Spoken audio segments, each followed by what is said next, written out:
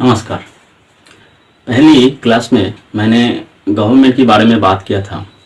जैसे कि आप देख सकते हो ये गवर्नमेंट, अगली क्लास में मैंने समझा था जे इसके तीन हिस्से होते हैं। एक को कहते हैं लेजिस्लेटिव, दूसरे को कहते हैं एग्जीक्यूटिव और तीसरे को कहते हैं जुडिशियरी। अब ये जो लेजिस्लेटिव वाला पार्ट होता है इसको हमने दो हिस्सों में बांटा था। एक को कहते हैं सेंट्रल और दूसरे को कहते हैं स्टेट। सेंट्रल को भी हमने दो हिस्सों में बांटा था, एक को कहते हैं लोकसभा और दूसरे को कहते हैं राज्यसभा। अब ये जो लोकसभा राज्यसभा होते हैं ये दोनों ही हमारी सेंट्रल गवर्नमेंट को चलाते हैं। जिस सेंट्रल गवर्नमेंट को हम लेजिस्लेटिव, ये जो दो पार्ट है इसको हम पार्लियामेंट भी कहते हैं। अब मुद्दा यह है कि ये जो लोकसभा और राज्यसभा होते हैं इसका डिफरेंस क्या है। देखिए मैंने यह लिख कर रखा है लोकसभा और राज्यसभा। अगर हम लोकसभा और राज्यसभा की कुछ की डिफरेंस करें तो हम देख सकते हैं यहाँ एक होता है हाउस ऑफ द पीपल और council of the state. House of the people जो लोकसभा को कहते हैं और राज्यसभा को हम कहते हैं काउंसिल ऑफ द स्टेट। अभी हाउस ऑफ द पीपल क्यों है और काउंसिल ऑफ द स्टेट क्यों है। देखिए ये जो राज्यसभा होते हैं यहाँ पे हमारी जितने भी स्टेट है उसके कुछ रिप्रेजेंटेटिव वहाँ रहते हैं जो स्टेट की समस्या को वहाँ सुलझाते हैं कानूनी तौर पे। और हाउस ऑफ द पीपल इसलिए यहाँ पे डायरेक्ट इलेक्शन होता है लोकसभा में, जहाँ हमारी देश की जो जनता है वो सबके सब वोट देते हैं और प्राइम मिनिस्टर को बनते हैं। उससे डायरेक्ट प्राइम मिनिस्टर नहीं बनते। प्राइम मिनिस्टर बनने के लिए प्रेसिडेंट की अपॉइंटमेंट की जरूरत होती है, तब प्राइम मिनिस्टर बनते हैं। तो देखिए ये हाउस ऑफ द पीपल है और काउंसिल ऑफ द स्टेट है। अगर आर्टिकल की मैं बात करूं तो लोकसभा में 81 आर्टिकल नंबर, राज्यसभा में आर्टिकल नंबर 80 है। अगर लोकसभा की बात करूं तो ये नॉट परमानेंट बॉडी, मतलब ये परमानेंट नहीं है,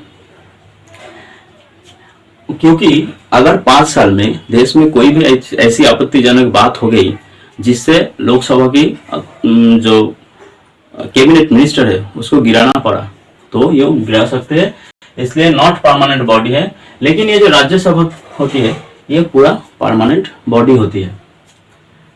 लोकसभा की जो एज की बात करूंगा तो लोकसभा में मिनिमम 25 ईयर्स होते हैं और राज्यसभा जब होती है तो मिनिमम 30 ईयर्स होते हैं, क्योंकि यहाँ पे कुछ एक्सपीरियंस लोगों की जरूरत होती है, इसलिए एज 30 ईयर्स मिनिमम रखा गया है। अगर मैं हेड की बात करूं तो लोकसभा में जो हेड होता है उसको कहते हैं स्पीकर, और अगर मैं राज्यसभा की बात करूं तो उसमें हेड होता है वाइस प्रेसिडेंट।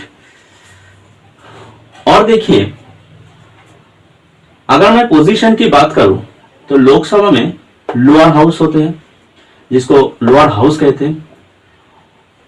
अगर राज्यसभा की बात करूं तो इसे अपर हाउस भी कहते हैं। लोकसभा को ये फर्स्ट चेंबर कहते हैं और राज्यसभा को हम सेकेंड चेंबर कहते हैं। देखिए इसके अंदर कुछ क्यों होता है, वाई, वो हम अगले स्लाइड में बताएंगे। लोकसभा की जो मैक्सिमम स्ट्रेंथ है जो पहले थी वो 550, लेकिन अभी वो 545 हो गए।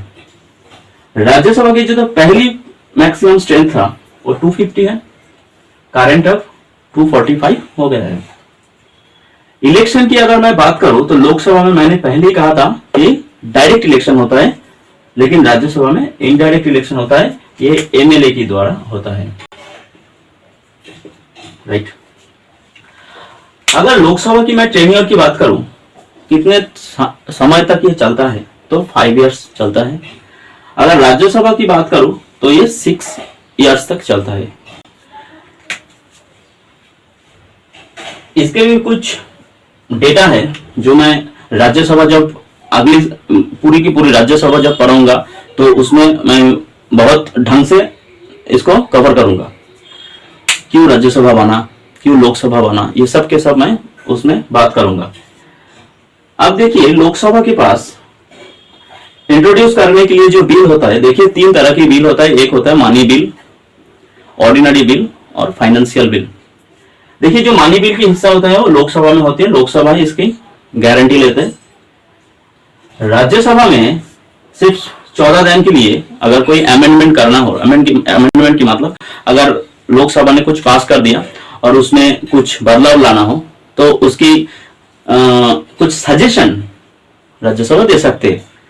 लेकिन ऐसा नहीं है कि राज्यसभा की बात लोकसभा को सुननी पड़ेगी, ऐसा नहीं है। अगर लोकसभा ने चाहा जैसा है वैसा ही रहेगा तो प्रेसिडेंट के द्वारा साइन करवा के ये बिल लागू कर देगा। स्पेशल पावर क्या होता है? Can remove government through no confidence motion. कोनो कॉन्फिडेंस मोशन ना लिए बगैर भी किसी को भी रिमूव वो कर सकते हैं। लेकिन राज्यसभा में स्पेशल पावर होता है 249 और 312।